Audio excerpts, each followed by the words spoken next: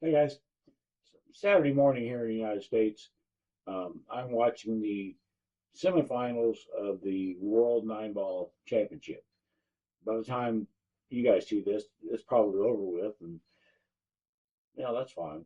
Everybody else on the internet is talking about it, so I'm going to talk about the tournament.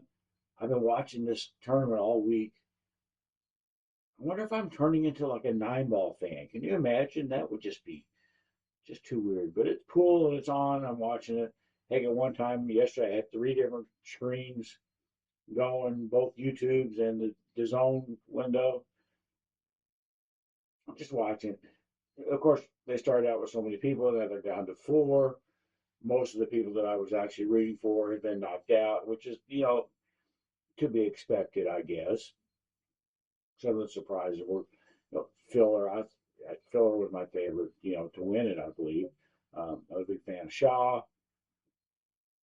Out, even becoming a little bit of a fan of Shane. Shane seems to have, I don't want to say mellowed, become a little bit more approachable, seemed a little bit more like a normal person as he's gotten older, which is very cool because, man, he's got some talent. So now I guess I'm rooting for Federer or Kachi. It's weird for me to be rooting for Federer because I'm still a little bit butthurt that he beat Chris Melling yesterday. And I was absolutely rooting for Chris Melling. But oh well. I mean, Federer's a fantastic player as well.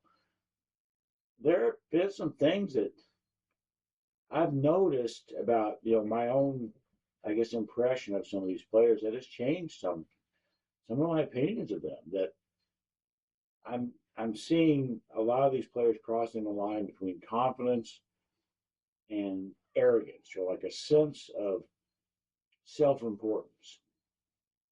And once you get into that territory, it's a real turnoff for me, and it's hard for me to be a fan of people that feel like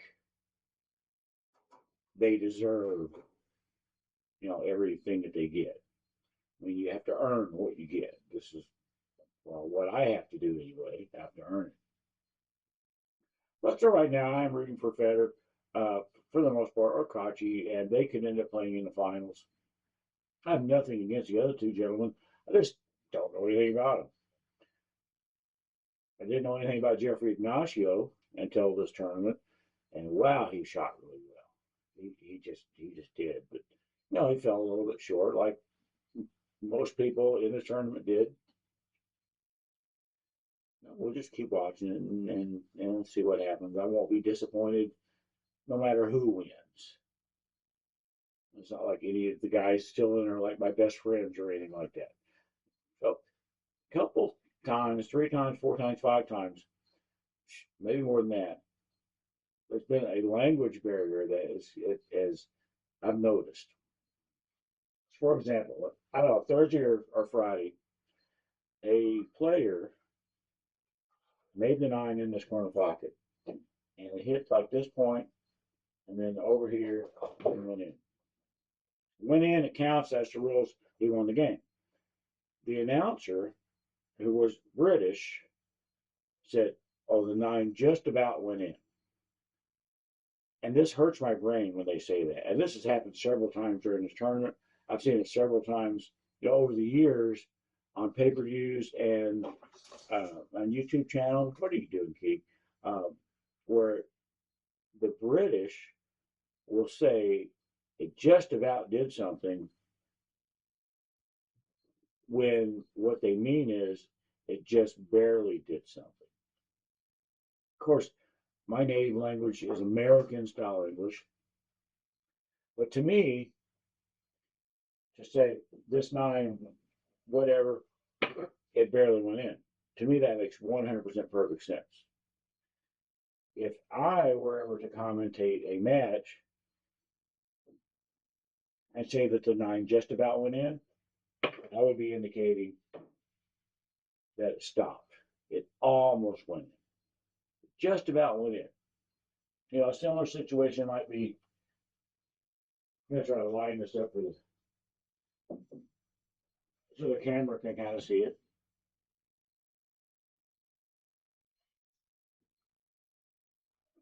All right, so I can see this 13 to cut it.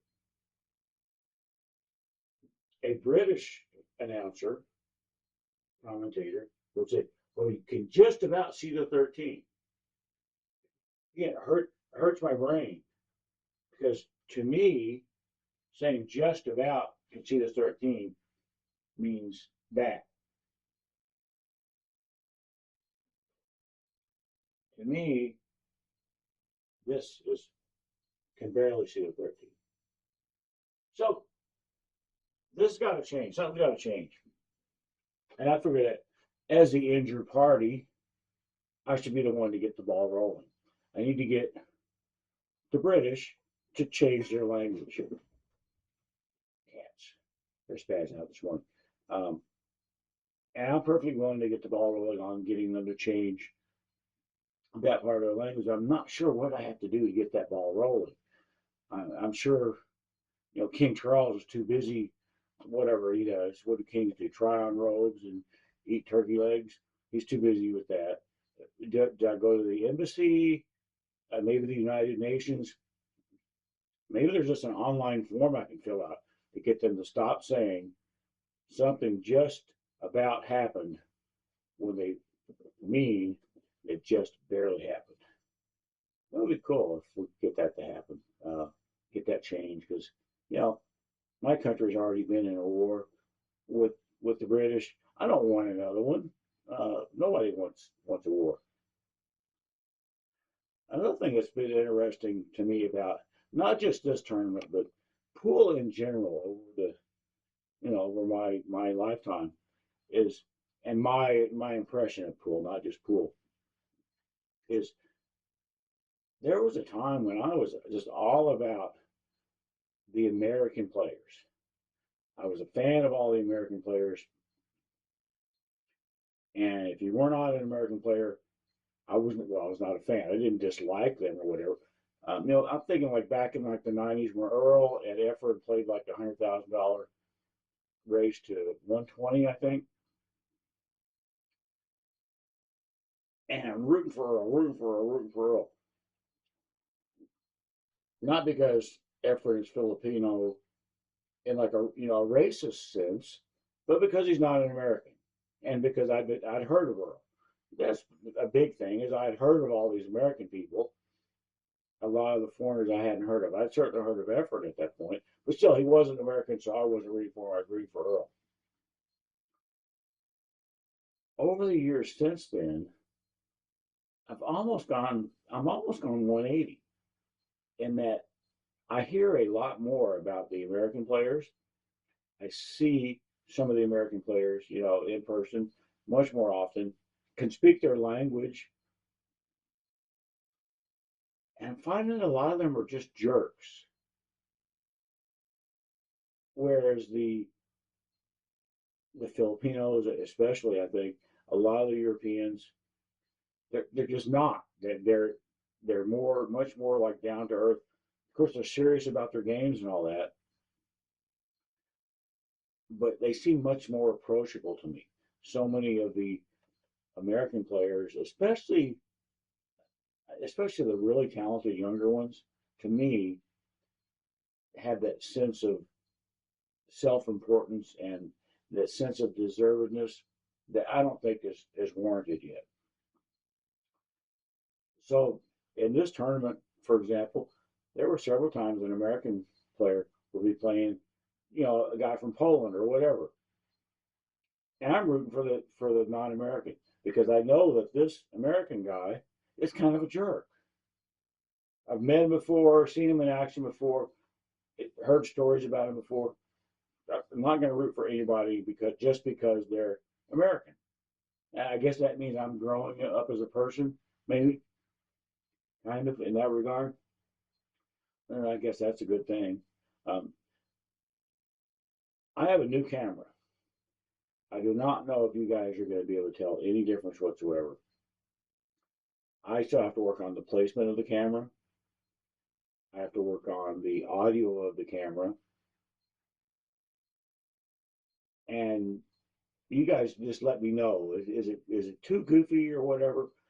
The previous screen I'm looking at everything looks like it's a little bit green tinted compared to the other camera, the old camera. The reason I got a new camera is because this one can do uh, 4K and 60 frames per second, whereas the last camera could only do 4K and 30 frames per second, like a caveman camera, basically. So this is more capable. I don't know if 60 frames per second is going to do any good at all. But this is a pool channel when I actually shoot pool, and you can see, maybe movement at 60 frames per second better than at 30. I don't know if that's going to be the case, but so this is kind of a camera test, kind of me talking about the British use of the words just about it. Let me know in the comments if you know who I need to talk to get that ball rolling, to get them to change that usage. That would be really appreciated. And I guess that's it. So thanks, guys.